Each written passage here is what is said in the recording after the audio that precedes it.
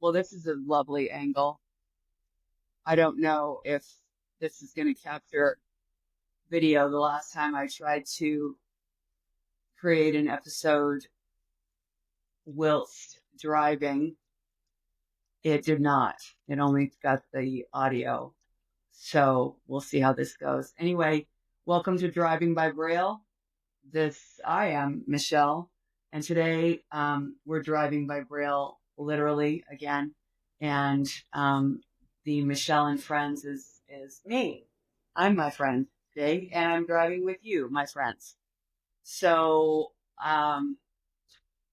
we'll have a couple fun conversations with people other than myself coming up in the next few weeks. But for now, um, you're all stuck with me, and I'm stuck with myself. In any case, I have some things to talk about, uh, things that I have found quite challenging, and I got to get off my chest and out of my head. And the first thing is that my God, was January just the longest month ever, and then February was like a second. But honestly, I don't know about everybody else's um, February. I'm getting a text message here. Um, Mine was could not have ended any sooner. It was quite a quite a quite a hectic month, and with kind of few lovely ups, but a down or two that was quite quite painful. So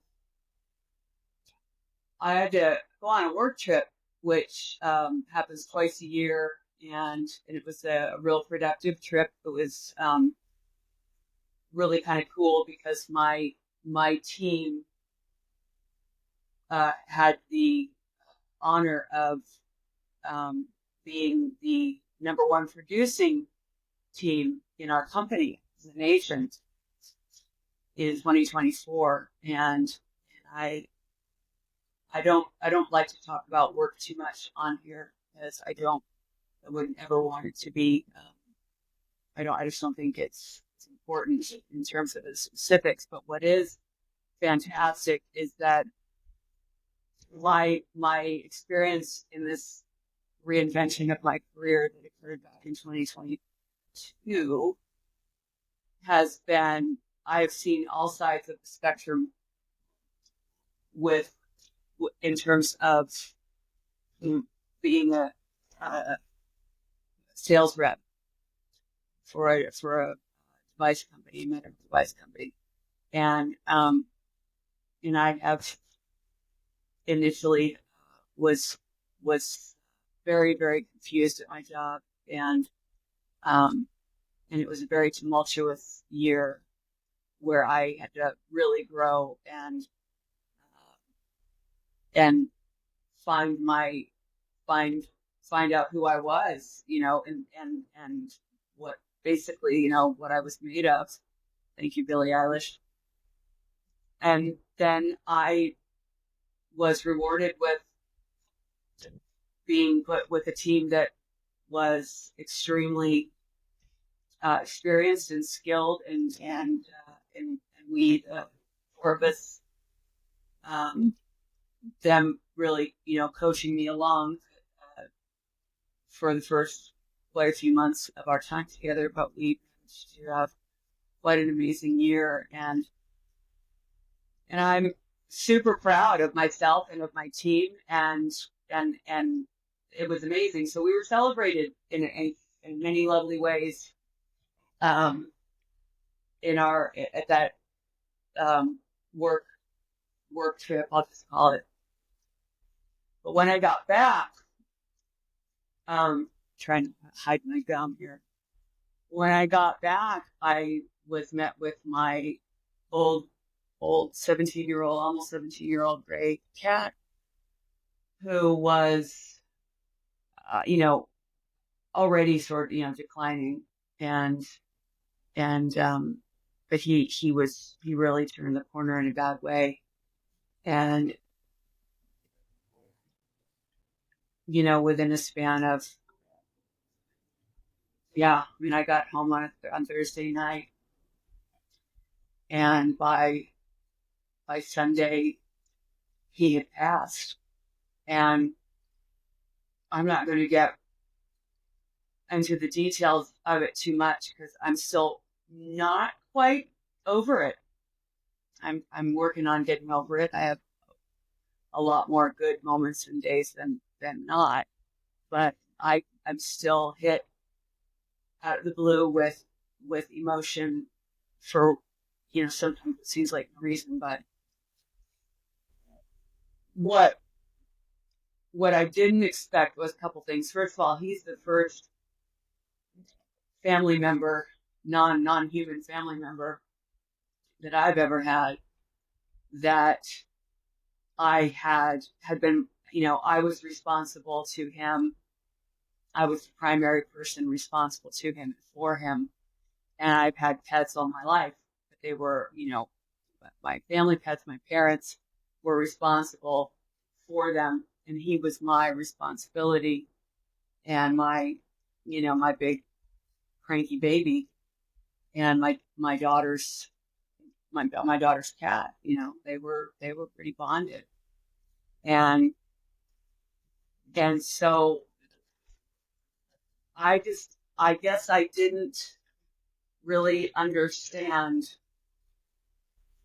how much guilt and shame, not shame, it's really more guilt that one experiences, in this case, that one being me, when your animal dies and is all, is preparing to die. Because for me, I went through all of the, did I do enough? Did I give him, a good life? Was he in pain? Cats are weird. They don't show, their pain like dogs do. They kind of suck it up. And he wasn't hiding, which is a big telltale sign of an animal, a cat in pain.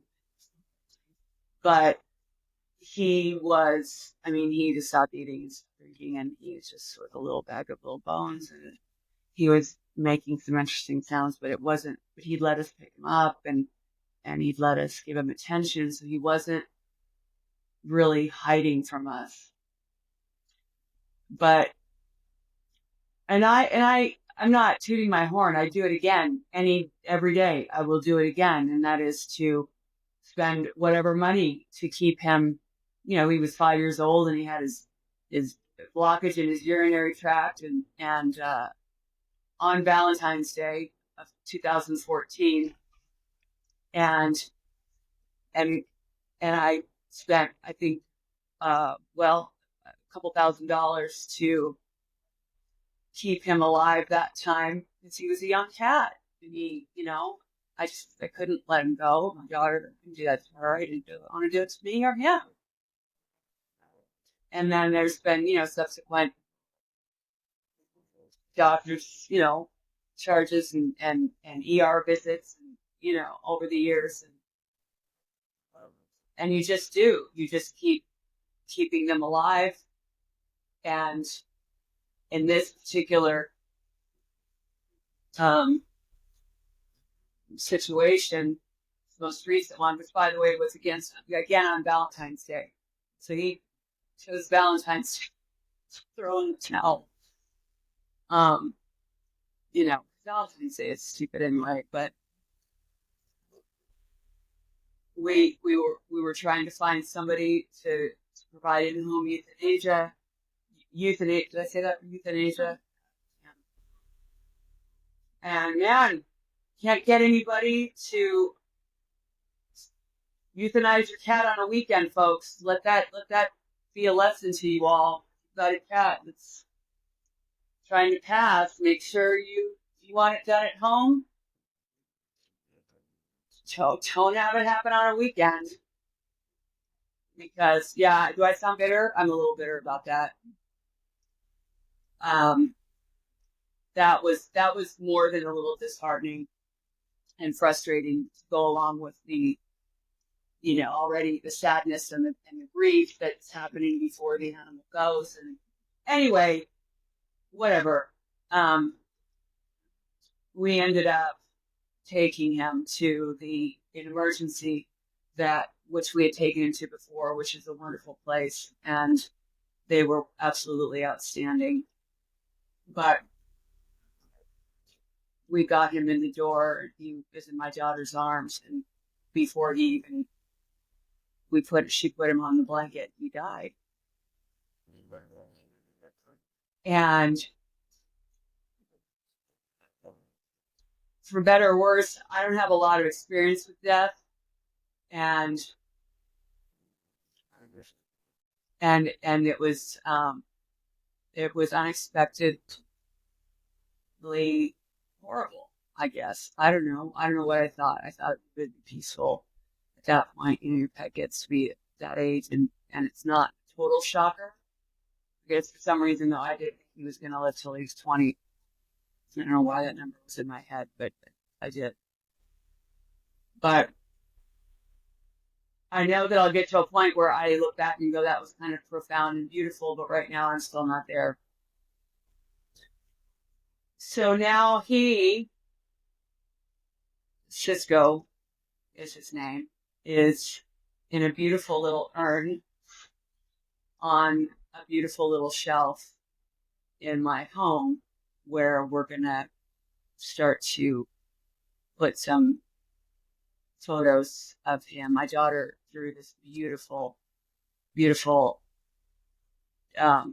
drawing of him, and I keep telling her to send it to me so I can get it printed up real nice and frame it, because it's so gorgeous. It's so perfect, and just epitomizes it in drawing how the essence of him. It's really so awesome. Anyway, that'll happen. So in the meantime, I told her I don't want any pets. I don't want any more pets. We have a cat. He's confused. He's already always confused, so now he's really confused and kind of sad, and even though they weren't the best of buddies, he knows what's up. He's been feeling it. And we've been volunteering at a cat shelter in town, and it's a wonderful place, and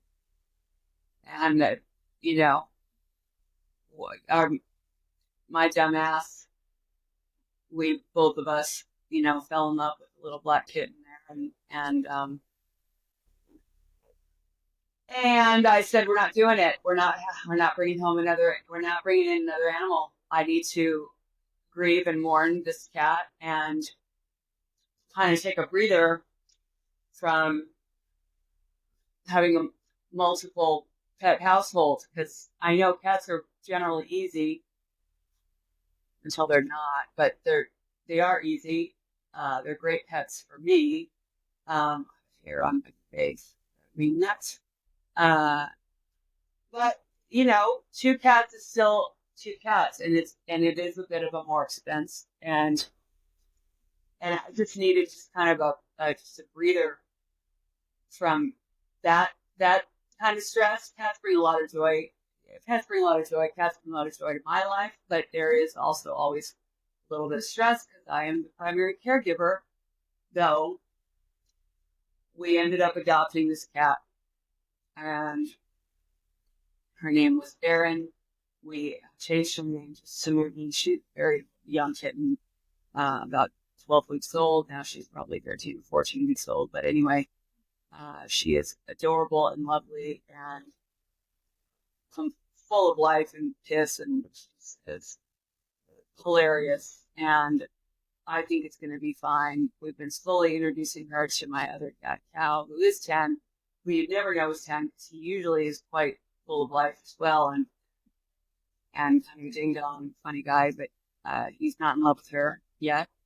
But it'll take a little bit of time. It's almost been a week. They just started to sort of come around each other. So everybody's still alive, which is good. Um, so yeah, it's been a little crazy. And my little side project, uh, my hula performing group that I love so much and gives me so much joy. That has been one of the greatest things I did in 2024, if not the greatest thing, was really, really stay the course on that. It's just made my heart so happy, and it's checking some boxes that I needed checked for my just my joy factor. You know, we have a huge performance coming up in a little under 2 weeks, the Aloha Festival, and we're really gearing up for it. It's gotten real serious. Practice has gotten serious. Rehearsals, we did dress rehearsal yesterday, which I had to leave early because my wonderful, amazing daughter that I love more than anything in this world, all of a sudden forgot that she actually has common sense. And because of her choices, and I'm treading really lightly here, because she is a really good kid, her lapses in judgment are not, relatively speaking, they are not what they could be. But it was enough to really derail me, and it's not because of me. I will say that. I I don't know. Everybody's probably got an opinion on this, and honestly, you're entitled to it, but I parent the way I parent, and I will not, and I know the way I parent is unique, and it is my way. It is not the way I was parented. But I guess basically, I don't mean to sound like a dick, but this is one thing where comments are not invited. This is one topic when it comes to my parenting, because I wouldn't criticize somebody else's parenting choices. So all of that, kind of, what's the word I'm looking for? That was very ominous, what I just said there. And I don't mean it to be, this isn't open for discussion. That's basically what I'm saying. What I'm saying is, I had an expectation. We have an agreement. She didn't honor the agreement. And it really fucking pissed me off. And it's a layered thing because there's the disrespect, there's the betrayal, and then there's the implications of all that, And she's not used to being in the doghouse and she doesn't like it. I'm not used to her being in the doghouse. I don't like it. And then it snowballs into being not just about the issue that was the upset, but all of the other things that gets wrapped into that, because it's not just about that issue. It branches out into other aspects of her existence and her growth and development, her learning how to be an adult, and and I'll shoulder the responsibility. I do still have a little bit of fear-basedness in my parenting, and it really, 9 times out of 10, it is not just her. It's just this fucking world we live in, and I just, yeah, I mean, period, end of that sentence. But so it's tough to navigate sometimes, even when one's kid it makes good choices and safe choices, and you know they still fuck up, just like we fuck up, just like I fuck up, and at the end of the day, what it comes down to for me is that I need to feel that she is going to be okay in the world if I'm not around all the time. And I, by part of some of the way I parented her, and um, and and just by a part of her DNA, mine too. She's at me. She is not, to me, in my opinion, at that level, and it causes me a lot of discord internally. So when my expectation was not met yesterday, I had to leave my dress rehearsal and race home to make sure that she was okay. She was. She's more than okay.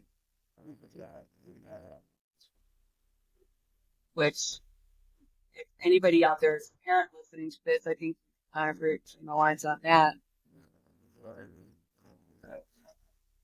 Because as late as that, you did not meet this expectation, but you're living large here right now. And I just left very important appointment outing that I needed to be at, not just for myself, for my group, my team, because she just said she didn't see the communications. Anyway, so yeah, going forward, it'll be interesting, and we'll keep going forward. I guess that's the point of that. We will keep going forward, and we'll have another story about another time, about another upset or situation, maybe a happy thing. But this I need March to be magical. I need a magical March, and I will do everything I can to make that happen. But today, I'm a little out of sorts. I'm working on getting through it though. Just have my car service a little bit about that. So that's it for today. I'm done. I'm turning the beat around, and I hope you guys are able to do that too.